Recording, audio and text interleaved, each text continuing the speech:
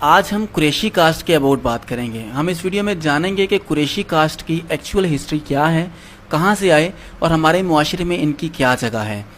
قریشی قبیلہ فہر بن مالک کے ایک لقب سے منسوب ہوا ہے۔ اس لقب کے مختلف عرب روایات کے مطابق مختلف معنی بنتے ہیں۔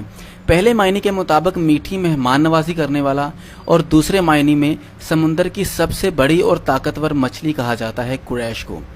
فہر بن مالک سارا سال محنت مزدوری کر کے اپنی کمائی ہوئی رقم سے شہد خریدتے تھے اور جب حج کے دن آتے تو وہ اس شہد اور آب زمزم سے حاجیوں کی مہمان نوازی فرماتے تھے۔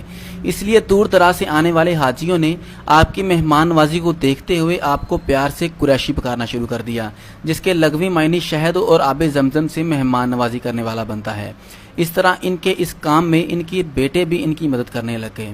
ایک اور روایت کے مطابق ایک وقت ایسا آیا کہ ایک گروپ نے ان سے جنگ کرنے آئے تو اس ٹائم اہل مکہ کا کوئی سردار نہ تھا، تو وہاں کے لوگوں نے مشورہ کیا، کرنے کے بعد یہ طے پایا کہ حضرت فہر بن مالک کو سردار بنایا جائے، کیونکہ انہوں نے ساری زندگی حاجیوں کی خدمت ہی کی ہے، اس لیے عرب کے دوسرے قبائل ان کی مدد کو ضرور آئیں گے۔ پہلے فہر بن مالک کو قریشی کہا جاتا تھا اور اس کے بعد ان کو قریشی سردار کہا جانے لگا اور ان کی قیادت میں جنگ لڑی گئی اور اللہ نے انہیں عزت بخشی اور یہ جیت کر واپس آئے۔ اس طرح قریش کو ایک بہت بڑی اور طاقتور مچھلی کی تشبیہ دینا شروع ہو گئے جو چھوٹی مچھلیوں کو کھا جاتی ہے۔ تو کچھ لوگ کہتے ہیں کہ حضرت فہر بن مالک کی جرأت اور شجاعت اور ان کی جنگ کی جیتنے کی وجہ سے ان کو قریشی کا لقب دیا گیا۔ تو جیسے بھی فہر بن کو لقب ملا، نتیجے میں حضرت فہر بن مالک کی اولاد قریشی کہلائی۔ اب بات کرتے ہیں ان کے شجرے کی۔ تو حضور پاک صلی اللہ علیہ وآلہ وسلم کے ماں اور باپ دونوں کا سلسلہ حضرت فہر بن مالک سے ملتا ہے۔ اس طرح حضور پاک صلی اللہ علیہ وآلہ وسلم اپنے ماں باپ دونوں کی طرف سے ہی قریشی ہیں۔ اس میں تو کوئی شک نہیں ہے کہ نبی اکرم صلی اللہ علیہ وآلہ وسلم کو اللہ تعالیٰ نے سب سے اعلیٰ حسب و نسب والا بنایا ہے، لیکن ان سے پہلے بھی ان کے قبیلے مطلب قبیلہ قریش کی بہت عزت تھی اور لوگ ان کے اس قبیلے کو بہت اعلیٰ اور عزت دار قبیلہ کہتے تھے۔ آپ صلی اللہ علیہ وآلہ وسلم کے آنے کے بعد تو اس قبیلے کو اور چار چاند لگ گئے۔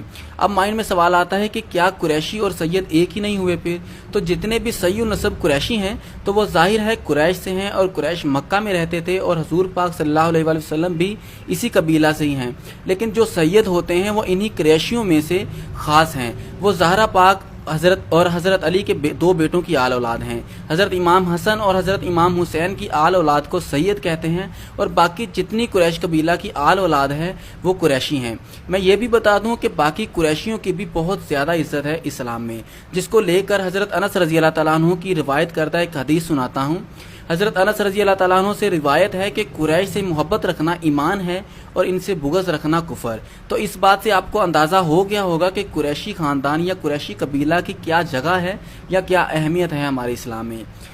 اس طرح حضرت علی کے باقی بیٹوں کی بھی آل اولاد قریشی ہی ہے۔ حضرت عباس، حضرت عقیل، آل جعفر، آل حمزہ سب قریشی ہیں۔ اس طرح یہ جتنے بھی صحابہ کرام یا بزرگ جو قریشی قبیلہ سے تعلق رکھتے تھے، ان کی اولاد سید تو نہیں ہے لیکن قریشی ضرور ہیں۔ اور آج قریشی قبیلہ کی صحابہ کرام رضی اللہ تعالیٰ عنہ کی 71 شاخیں پاکستان میں موجود ہیں۔ یہ 23 ہجری کو حضرت عمر فاروق رضی اللہ تعالیٰ عنہ کے دور خلافت میں مجاہدین اور تجارت کی غرض سے برصغیر میں آنا شروع ہو گئے تھے۔